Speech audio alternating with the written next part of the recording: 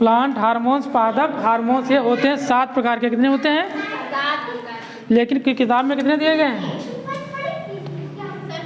सबसे पहले समझो पादप हार्मोन्स होते क्या। हार्मोन जो होते हैं पौधे के विकास और वृद्धि में सहायक होते हैं। किसमें होते हैं?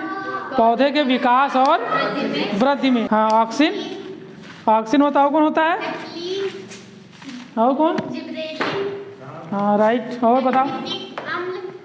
हाँ राइट। और तो देखो 5 कौन होता है? पहला होता है ऑक्सिन होता है। कौन सा होता है?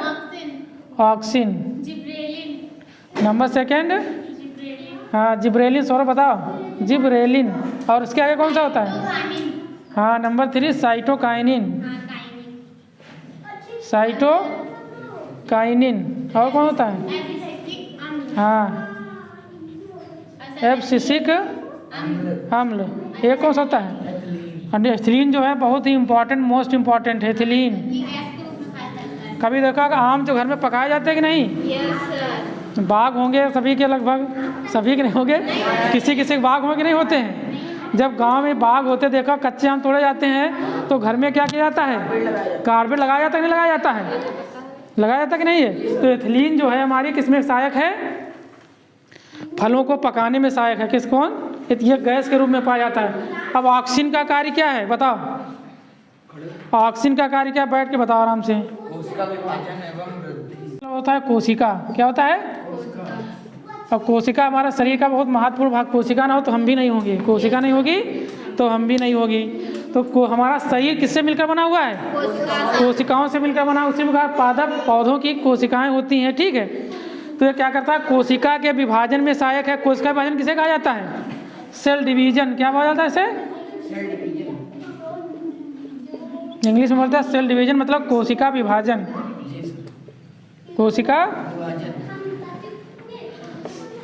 प्लास्टिक देखिए कि नहीं? प्लास्टिक सबके घर में होती होगी। प्लास्टिक बोतल आ गई कहीं तो उसको हम क्या करते हैं? बेच देते। कबाड़ी के पास बेचते हैं कि नहीं बेचते हैं? क्यों बेचा जाता है? खराब चीज़ कैसे होगी? प्लास्टिक को इसलिए बेचा जाता है क्योंकि इसको रिसाइकिल करके, मतलब पुनः उसका क्या करके कोई वस्तु से प्रयोग में लाई जा सकती है। उसी प्रकार से कोशिका का विभाजन होता है। जो पुरानी कोशिकाएं टूट करके उनसे क्या बनती हैं? नई कोशिकाओं का निर्माण होता है। यही कोशिका विभाजन कहलाता है।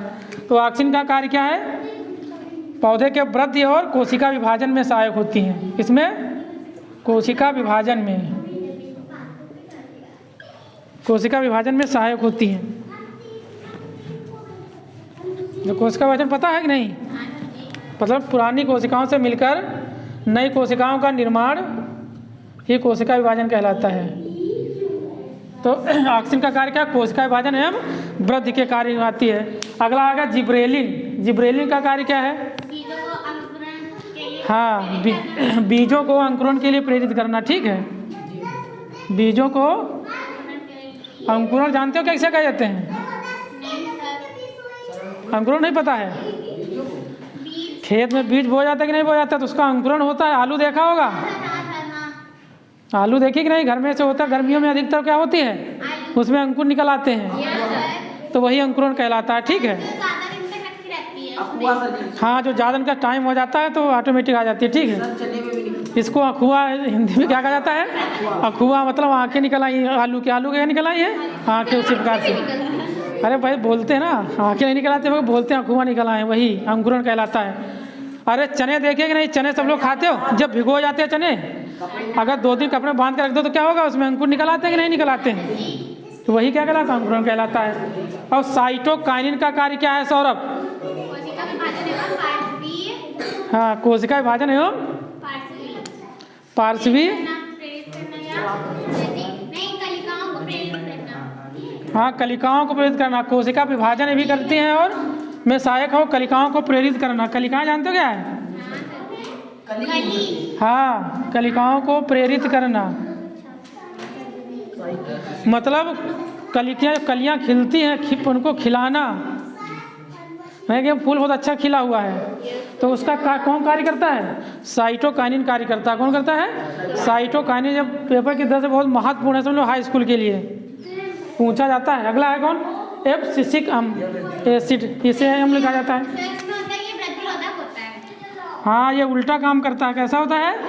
वृद्धि रोकता है, ये पौधे की वृद्धि को रोक देता है, पौधे की वृद्धि को रोक देता है। लेकिन इसका भी कार्य क्या है? वृद्धि रोधक है। ये क्या है? पौधे के वृद्धि को रोक देता है।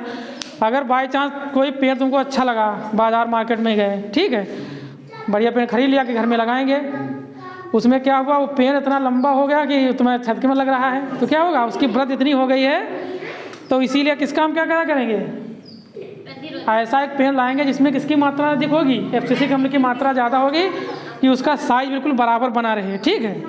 तो मतलब कौन, एब्सिसिक अम्ल का प्रयोग किया जाएगा, वृद्धि रोधक कार्य का यही होता है। अगला हमारे लिए महत्वपूर्ण, इसको डालना मोस्ट इम्पॉर्टेंट, हाँ मोस्ट इम्पॉर्टेंट, ये गैसीय रूप में पाया जाता है। किसमें? गैसीय रूप में पाया जाता है। गैस जानते हो सभी लोग पता होगा, गैसीय रूप में पाया जाता है।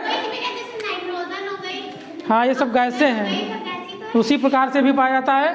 और ये फलों को पकाने में आता है। किसको? फलों को पकाने में, वही कार्बेट की तरह कार्य करता है। मतलब ये प्राकृतिक वाला है। ये कौन सा है? कार्बेट तुम्हारा जो है मतलब मनुष्य की तरह बनाया गया है, कृत्रिम है। और ये जो एथिलीन जो है ये प्राकृतिक है, ऑटोमेटिक फल पक जाते हैं, पेड़ में लगे लगे पक जाते हैं कि नहीं? किसके कारण? एथिलीन के कारण पक जाते हैं। ठीक, तो सभी को समझ आया कि नहीं आया? एक बार रिवीजन फिर कर लेते हैं। मतलब प्लांट हार्मोन्स किसे कहा जाता है? जो पौधे के विकास एवं वृद्धि में सहायक होते हैं। ठीक है, वृद्धि को हम लोग देख सकते हैं, विकास को नहीं देख सकते हैं। ये 7 प्रकार के होते हैं, मुख्यतः हमारी किताब में 5 प्रकार के दिए गए हैं। कौन कौन दिया गया? ऑक्सिन, जिब्रेलिन, साइटोकाइनिन, एब्सिसिक और एथिलीन। को ऑक्सिन का कार्य क्या है? कोशिका विभाजन और वृद्धि में। जिब्रेलिन का काम क्या है? अंकुरण में, अंकुरण के लिए प्रेरित करना। ठीक है, अगला हमारा कौन? साइटोकाइनिन का कार्य क्या है? एब्सिसिक अम्ल। एथिलीन का कार्य क्या है? तो हाँ, फलों को पकाने में सहायक होता है, गैसीय रूप में पाया जाता है। एकमात्र ऐसा ये अम्ल है, ऐसा एक ये हार्मोन्स है। तो सभी को पता होगा कि नहीं? ठीक है, तो ये पेपर की दृष्टि से बहुत महत्वपूर्ण है। बंद हो गई क्लास?